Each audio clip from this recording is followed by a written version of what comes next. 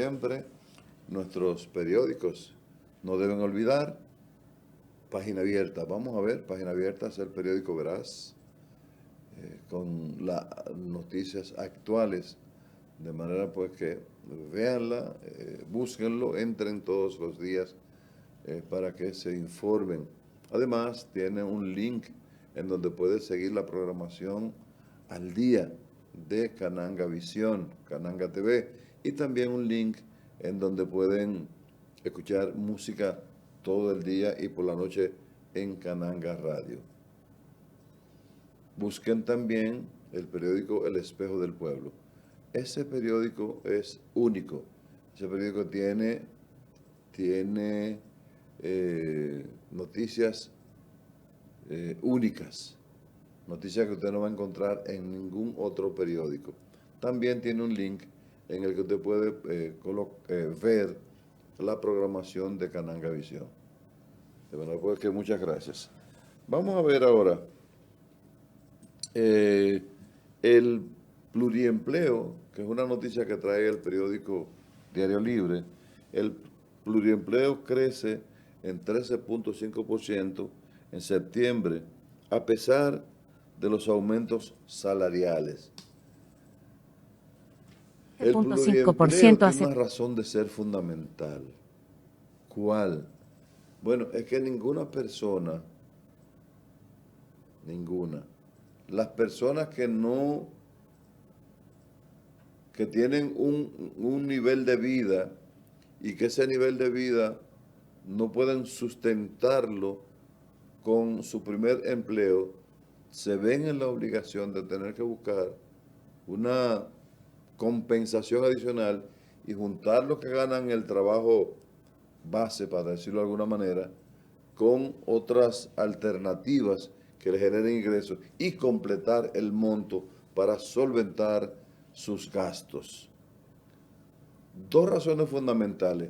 No es que no ganen bien, es que la demanda de bienes y servicios con la disminución del poder adquisitivo del peso, eso es lo que trae el pluriempleo. Vamos a ver qué nos dice el Diario Libre. 0.5% a septiembre, a pesar de los aumentos salariales. A septiembre, la incidencia subió 1.5 puntos porcentuales. Donde más se observa esta tendencia es en el sector salud. El pluriempleo, conocido como el número de trabajadores que cuentan con más de una ocupación, aumentó en 13.5% hasta septiembre, a pesar de que en este año el gobierno ha aprobado ajustes al alza tanto para el sueldo mínimo como dentro del sector privado no sectorizado, mientras las empresas privadas llegaron a informar de aumentos individuales de hasta un 40% de su personal. Este incremento resultó superior al de septiembre del 2024, cuando se reportara un aumento interanual del 12% según un análisis del Ministerio de Hacienda y Economía. Esto también ocurre en un contexto en el que la población ocupada se ubicó en 5.149.829 personas al tercer trimestre del 2025, tras la generación de 119.965 empleos, para un crecimiento interanual del 2.4%, un ritmo muy inferior a la tendencia de buscar una segunda fuente de ingresos. Mayor pluriempleo en salud y construcción.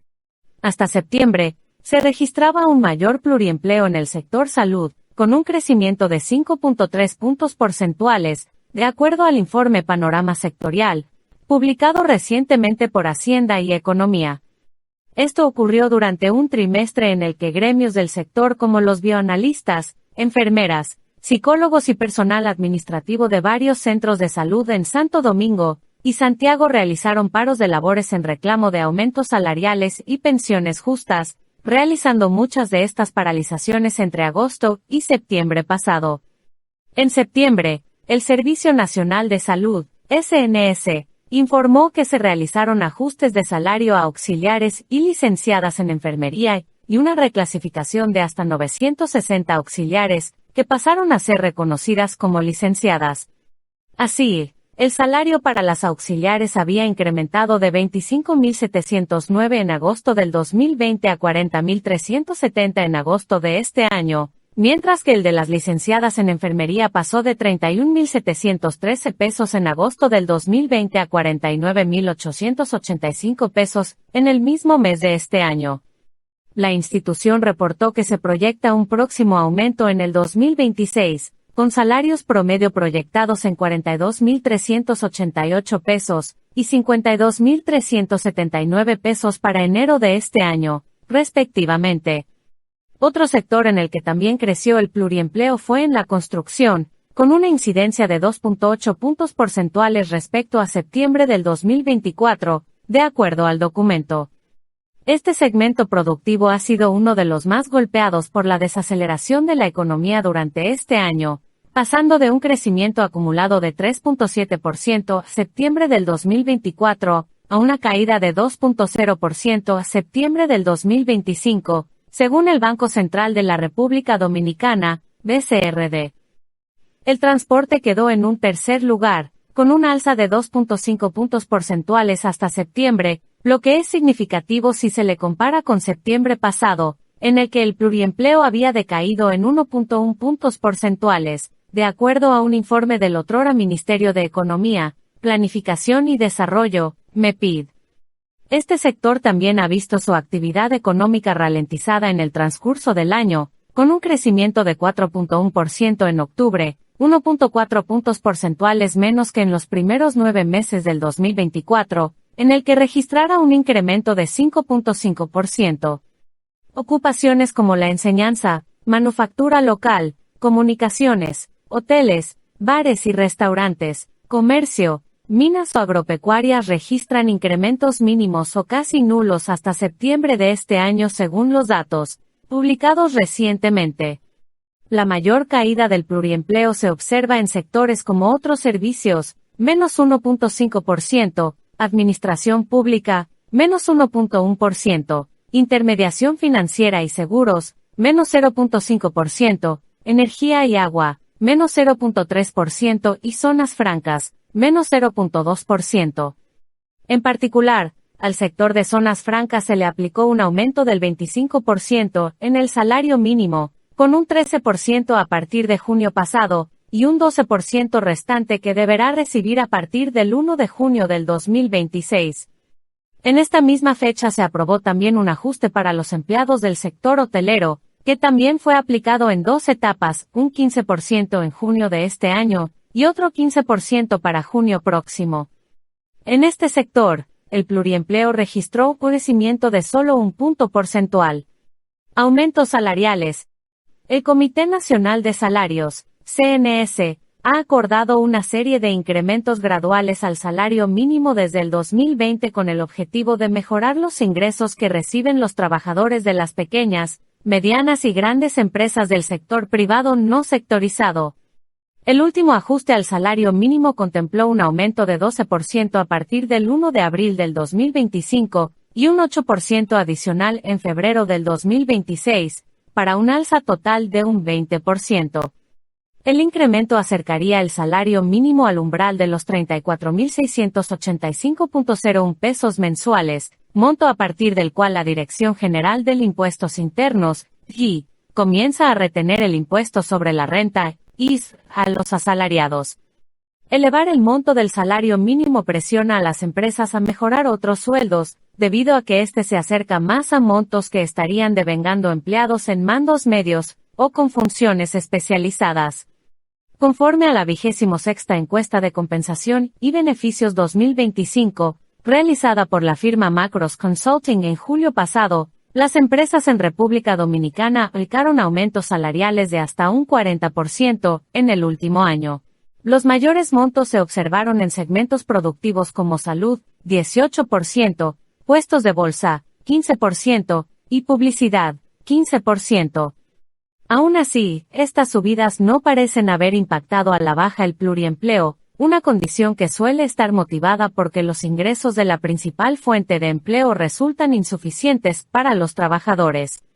RD registró en un día la llegada de 42.949 turistas. Argentina recorta casi 60.000 empleos públicos entre 2024 y 2025. Gobierno anuncia que sector zonas francas supera los 200.000 empleos directos en RD.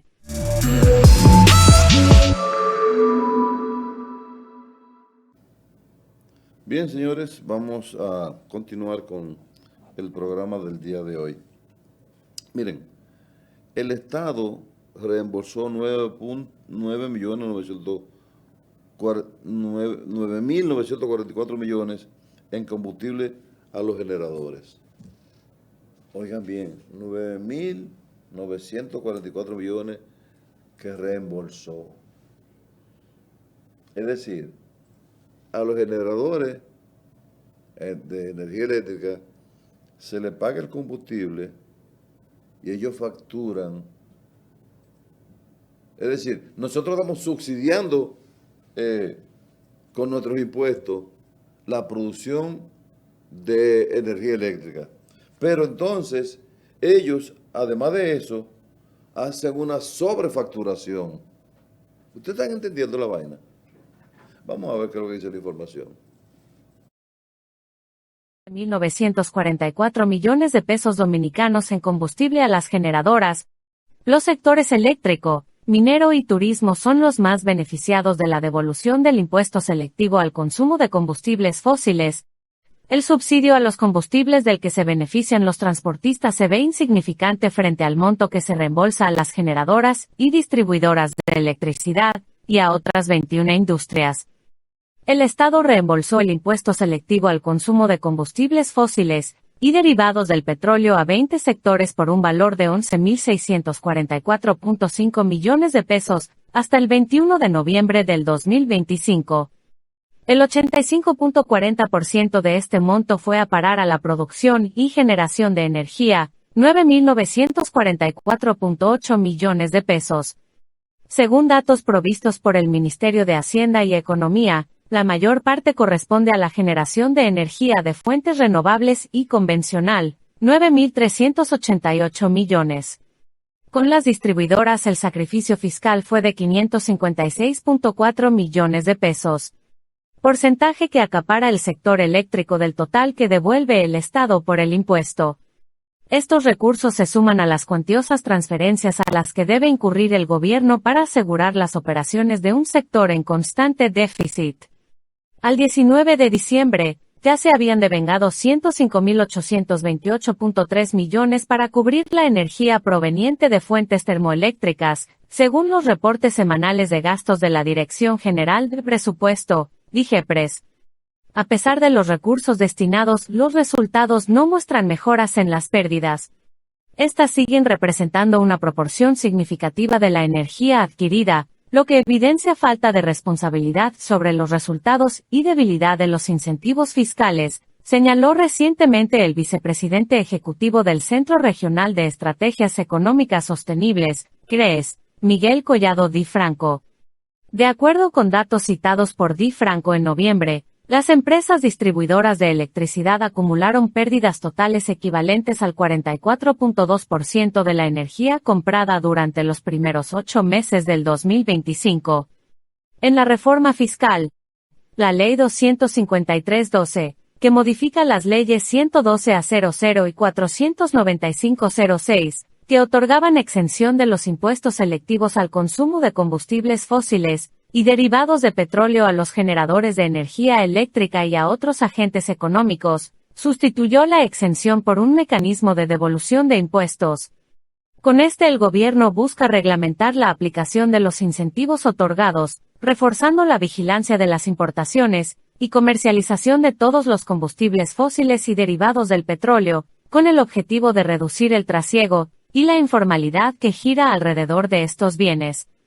En el proyecto de ley de reforma fiscal, retirado del Congreso Nacional en octubre del 2024 por las críticas sociales, el Poder Ejecutivo proponía el reembolso total del impuesto a las generadoras, y excluía a aquellas que forman parte de los sistemas aislados, así como las empresas que generan energía eléctrica para consumo propio. Otros sectores, el segundo sector más beneficiado es el minero, con una devolución de impuestos que ya alcanzaba los 967.7 millones de pesos a noviembre. Le siguen las empresas turísticas, con 432 millones de pesos. A la industria del acero se le han reversado casi 130 millones de pesos, a la textil unos 50.2 millones, y a las operadoras de zonas francas unos 48.6 millones de pesos. La Administración Tributaria recaudó y devolvió impuestos selectivos al consumo de combustibles por 22.2 millones a las fábricas de envases de vidrio, 19.3 millones a los vendedores mayoristas de combustibles y lubricantes, 6.4 millones a las fábricas de cemento, 5.2 millones a la industria básica de productos de hierro y acero, y 5.2 millones a la minería que extrae materiales no ferrosos. También están exentas la construcción y reparación de obras hidráulicas, 3.5 millones, la fabricación de artículos de piel, 2.7 millones, la elaboración de productos plásticos, 2.5 millones, y la producción de cigarros, 2.2 millones, y de envases de cartón, 1.3 millones de pesos.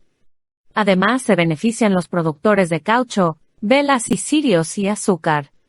De acuerdo con un reporte previo de Hacienda y Economía, al personal diplomático se le habían devuelto 19.3 millones desde enero a octubre del 2025. El gobierno también ha establecido un subsidio especial para el sector transporte por un mecanismo diferente, a partir de una disposición del Poder Ejecutivo. El Estado exonera de impuestos a 5.6 millones de galones de gasoil que usan 21 federaciones de transporte de pasajeros y de carga cada mes. Se trata de 48.37 pesos por unidad, que totaliza un sacrificio fiscal de 272 millones de pesos por mes, 3.265 millones al año. Los 67.5 millones de galones de diésel que se entregan cada año se adjudican en partidas definidas por el gobierno sin parámetros legales claros, se distribuyen entre las rutas según un listado elaborado por las grandes agrupaciones choferiles, y se venden a los choferes bajo una supervisión insuficiente. Este combustible subvenciona las actividades productivas del transporte urbano, interurbano, turístico, de carga y de estudiantes del programa de transporte escolar, TRAE.